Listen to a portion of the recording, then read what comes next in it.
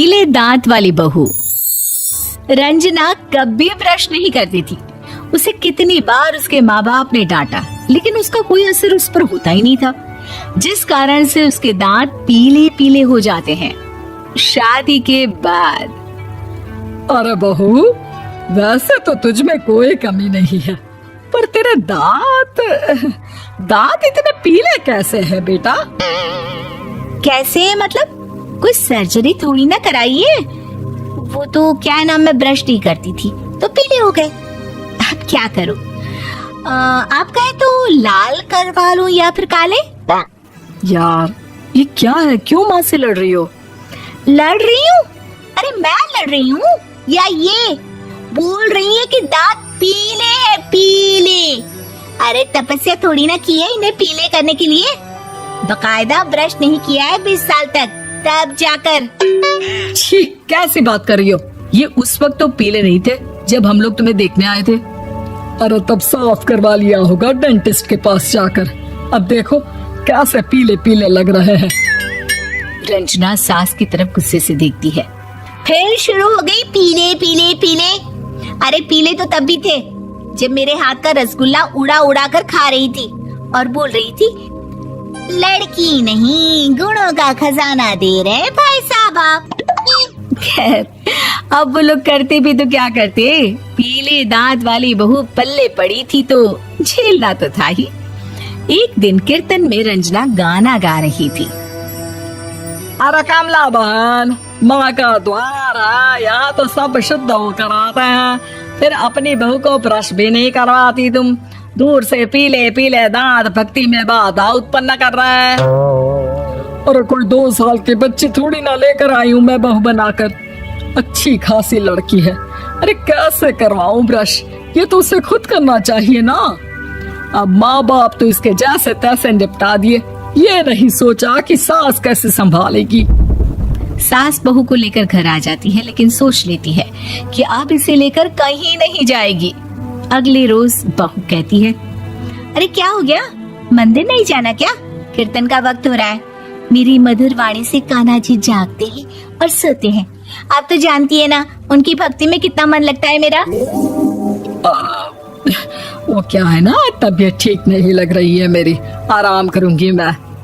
तबीयत ठीक नहीं लग रही? अभी तो मिथुन के गाने पर नाच रही थी आप, और अब बोल रही है कि तबीयत ठीक नहीं लग रही। अरे भक्ति में मन लगा लो सासू माँ, ऊपर जाना है, क्या मुंह दिखाओगी आप? हाँ?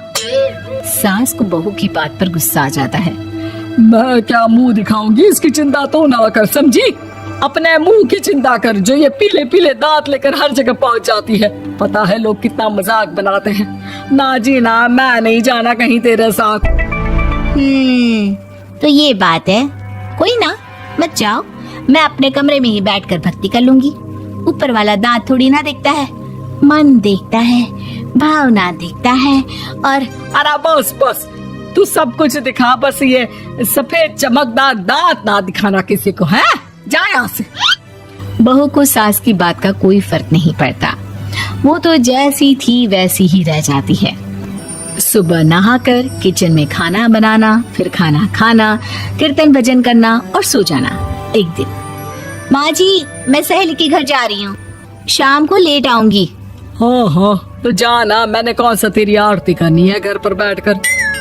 रंजना सहेली के घर जाती है, जहाँ वो पार्टी में जाने की तैयारी कर रही होती है। अरे शिखा, कहाँ जाने की तैयारी कर रही है? मैं गलत वक्त पर आ गई क्या? अरे नहीं यार, उल्टा सही वक्त पर आई है। मैंने ये साड़ी और ज्वेलरी निकाली है यार, शाम को इनके ऑफिस की एक पार्टी में जाना है। बताना कैसा लग रहा है ये सब? नहीं यार, इस ड्रेस के साथ तो वो वाली ज्वेलरी अच्छी लगेगी। हाँ हाँ सही बोल रही है, मैंने ध्यान ही नहीं दिया। वैसे तो हमेशा से मस्त फैशन सेंस रखती है। तो बड़ा जाती होगी ना पति के साथ पार्टी में। रंजना कुछ नहीं बोलती, बस सोचती है कि यार काश ये बात सही हो जाती, पर मैं क्यों नहीं जाती पार्टी में? क्या इन लोगों की कोई पार्टी होती नहीं होगी? रंजना घर आती है और रात में पति से सवाल करती है, एक बात बताइए, आप मुझे किसी पार्टी में क्यों नहीं ले जाते? क्या आपकी यहाँ ऑफिस में पार्टी नहीं होती? पति बेचारा क्या कहता कि दांत पीले हैं तुम्हारे इसलिए। अरे कोई पार्टी होती नहीं हम लोगों के ऑफिस में, तो कहाँ से लेकर जाऊं? और मार्केट, मॉल, कहीं वीकेंड घूमना, कहीं तो। अरे यार, सारे हफ्ते में एक छुट्टी मिलती है, तो सोचता हूँ कि आराम ही कर लूं। क्यों? रंजना मन मार के रह जाती है। पहले कभी सास के साथ मंदिर जाया करती थी, लेकिन वो भी सास ने ले जाना बंद कर दिया। घर बैठी बैठी रंजना बोर हो जाती है। तभी उसे आइडिया आता है और वो मायके जाने का सोचती है। सासू माँ, 2 दिनों के लिए मम्मी के घर जा रही हूँ। अच्छा अच्छा, ठीक है, आराम से जा। और हाँ, माँ से कुछ अच्छी आदत सीख कर आना कि कैसे शरीर के हर भाग की तरह दांतों की सफाई भी जरूरी होती है, समझी? शुरू हो गई ना आप। वो लोग आपकी तरह नहीं है कि छोटी छोटी बात का बतंगड़ बना दे। उन लोगों के लिए मैं मायने रखती हूँ, ना कि मेरे पीले पीले दांत। रंजना माँ को बिना बताए उन लोगों को सरप्राइज देती है, लेकिन जैसे ही वो दरवाजे पर पहुंचती है, अंदर देखती है कि घर वाले कहीं जा रहे होते हैं। अब माँ, काश रंजना दीदी के दांतों वाली प्रॉब्लम नहीं होती, तो वो भी हम लोगों के साथ चलती ना बुआ जी की बेटी की शादी में। हाँ बेटा, लेकिन अब उसे कौन समझाए कि उसको उसके पीले दांत नहीं दिखते, लेकिन उसके आसपास के लोगों को कितना एम्बैरेसिंग फील कराते हैं। मुझे तो कितनी बार उसके स्कूल की टीचर ने शिकायत की कि उसके साथ कोई लड़की बैठना भी नहीं चाहती, और ना ही कॉलेज में कोई उससे बात करना चाहता था। लेकिन पता नहीं क्यों उसे ये बात समझ में ही नहीं आती।